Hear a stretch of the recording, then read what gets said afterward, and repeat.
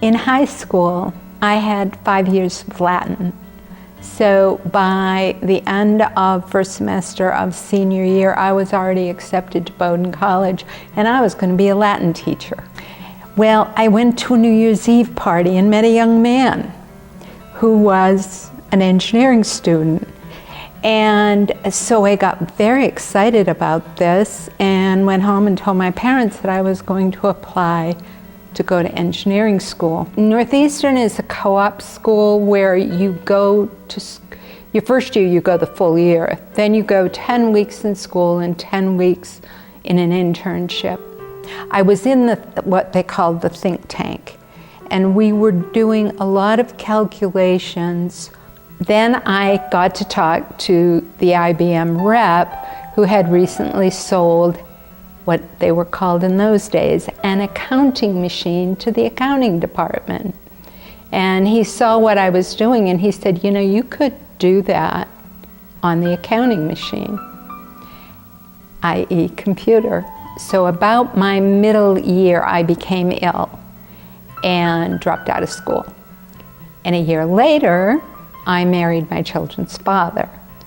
So then I had roughly a 14-year hiatus in my career and re-entered the education world.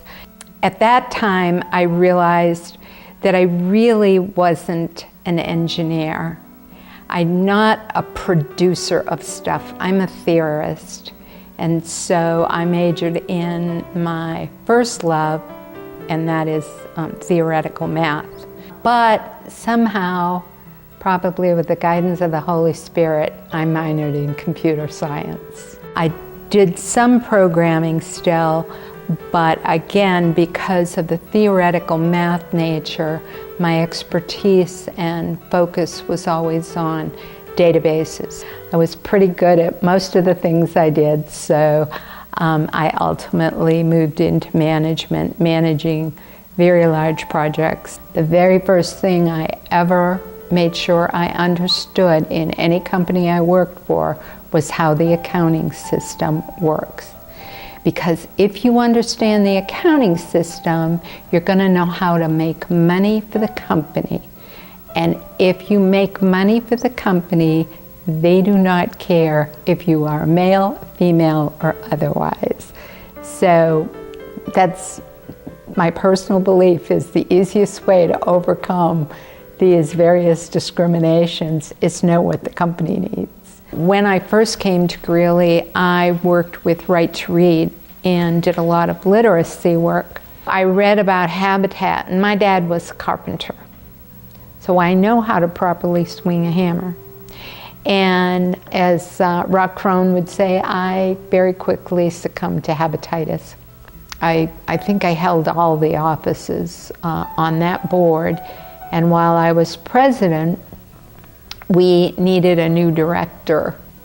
I had time available, so for a very short while, I was also the director. It is just so amazing, even to this day, for me to walk and look down Habitat Lane and remember when that was just dirt. So when you volunteer to work at Habitat, we feed you. We give you a nice lunch. So Dave would often make lunch, and he would make it and I would deliver it. So when he passed away, I thought the most fitting thing I could do was to be part of and provide as much resources as possible to build a house in his honor. And so throughout the summer, friends and family, and one day we designated past board members who had been on the board with me, all came out and we all worked on the house. And that family is so thankful. And again, the Lord brings these people into my life.